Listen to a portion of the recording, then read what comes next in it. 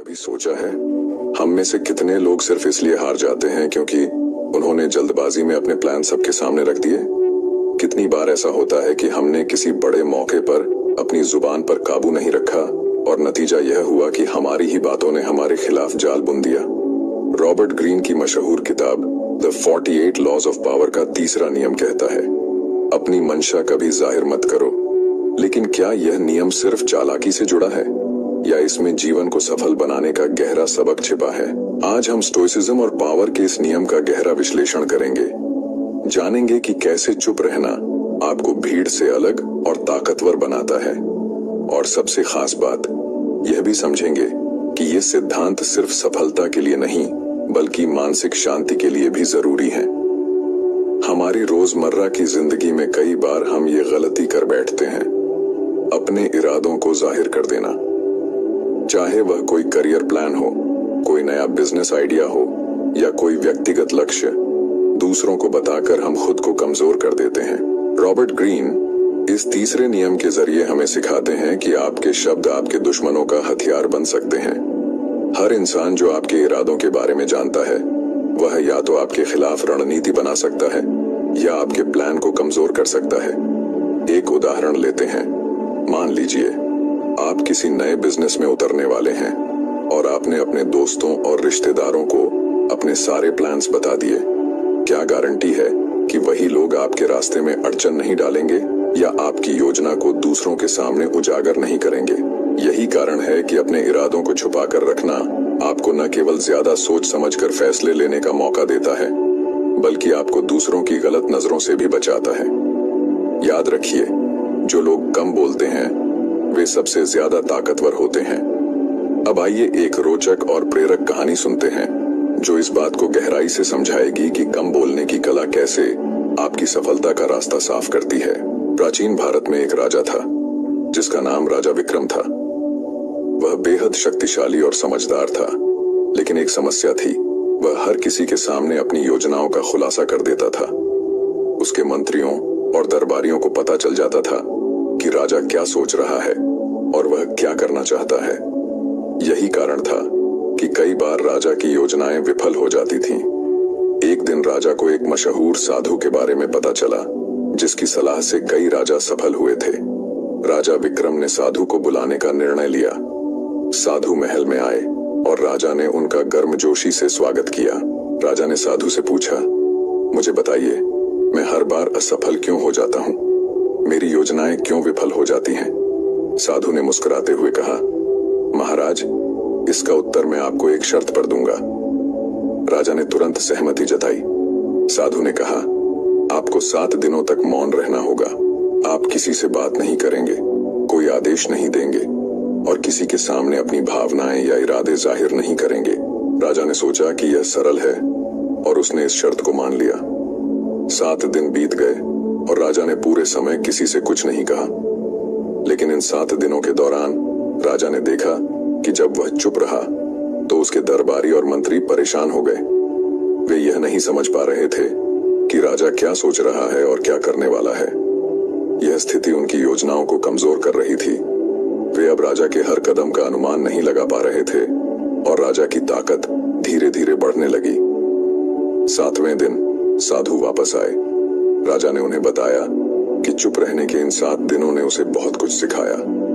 अब उसे समझ में आया कि कम बोलना और अपनी मंशा जाहिर न करना ही असली ताकत है। साधु ने मुस्कुराते हुए कहा, महाराज, शब्दों का सही इस्तेमाल ही असली रणनीति है।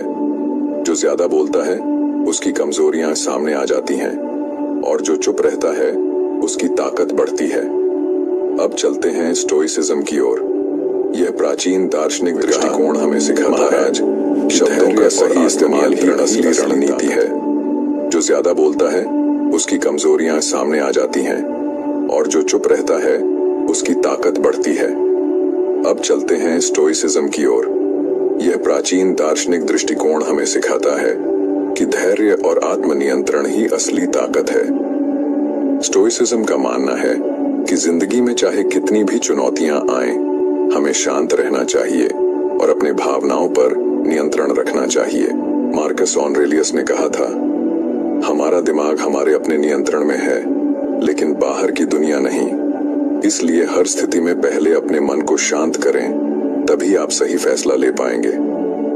आज के समय में जब हर कोई सोशल मीडिया पर अपनी हर बात जाहिर कर रहा है, स्टोइसिज्म हमें सिखाता है कि हर चीज को शेयर करना जरूरी नहीं। चुप रहना कमजोरी नहीं, बल्कि यह दिखाता है कि आप अपने इमोशंस और शब्दों पर काबू रखते हैं। क्या आपको पता है, चुप रहना अक्सर सबसे बड़ा जवाब होता है, क्योंकि जब आप चुप रहते हैं तो आप दूसरों की सोच और इरादों को बेहतर तरीके से समझ पाते हैं। अब सोचिए, द 48 लॉज ऑफ पावर और स्टोइसिज्म साथ में कैसे काम करते हैं। दोनों का मेल आपके जीवन को पूरी तरह बदल सकता है। मान लीजिए आप किसी ऑफिस प्रोजेक्ट में शामिल हैं और सभी लोग अपने आइडियाज को जोर शोर से पेश कर रहे हैं। आप क्या करेंगे? अगर आप स्टोइक बने रहते हैं, शांत, स्थिर और धैर्यवान, तो आप न केवल दूसरों की बातों का विश्लेषण अच्छे से कर पाएंगे, बल्कि सही समय पर अपनी राय देकर सबको प्रभावित भी करेंगे। स्टोइसिज्म का यह गुण आपको संघर्षों के बीच भी मन की शांति देता है। जब आप चुप रहते हैं तो आप दूसरों की कमजोरियों को समझते हैं और अपने कदम सोच समझ कर उठाते हैं। यही द 48 लॉज ऑफ पावर का तीसरा नियम है, अपनी मंशा को छुपा कर रखना और सही वक्त का इंतजार करना। सफलता के लिए सिर्फ बोलना जरूरी नहीं, सही समय पर बोलना जरूरी है। तो चलिए जानते हैं कि इन सिद्धांतों को हम अपनी जिंदगी में कैसे अपनाएं। 1. अपनी योजनाओं पर काम करें, उन्हें जाहिर ना करें। याद रखिए, अगर कोई बात कहनी जरूरी ना हो तो उसे अपने तक ही रखें। बड़े सपनों की नींव हमेशा खामोशी में रखी जाती है। 2. प्रतिक्रिया देने से पहले ठहरें, गुस्से या उत्तेजना में तुरंत जवाब न दें। हर स्थिति में पहले खुद को शांत रखें और फिर प्रतिक्रिया दें। 3. खुद को व्यर्थ की चर्चाओं से दूर रखें। हर बातचीत में हिस्सा लेना जरूरी नहीं, कई बार चुप रहना ही सबसे समझदारी भरा कदम होता है। 4. हर दिन खुद से सवाल करें, आज मैंने किस मौके पर चुप रहकर खुद को नुकसान से बचाया। ये आत्मचिंतन आपको दिन ब दिन बेहतर बनाएगा। हमारी असली ताकत हमारी जुबान नहीं, बल्कि हमारा धैर्य और चुप्पी है। याद रखिए, जो लोग कम बोलते हैं वे सबसे ज्यादा सुनते हैं, और जो सबसे ज्यादा सुनते हैं वे सबसे बेहतर समझते हैं। यही स्टोइसिज्म का सार है और यही 48 लॉज ऑफ पावर का तीसरा नियम हमें सिखाता है। तो अगली बार जब आप किसी प्लान पर काम कर रहे हों या किसी संघर्ष में हों, तो खुद से बस एक सवाल कीजिए, क्या बोलना जरूरी है या चुप रहना मेरी असली ताकत है? और यकीन मानिए, चुप रहकर जीतने का एहसास सबसे खूबसूरत होता है। अगर आपको यह वीडियो पसंद आया तो लाइक और शेयर जरूर करें। कमेंट बॉक्स में हमें बताइए कि अधिक बोलने की वजह से क्या आपका भी कभी कोई ऐसा नुकसान हुआ जिसे आप आज तक भूल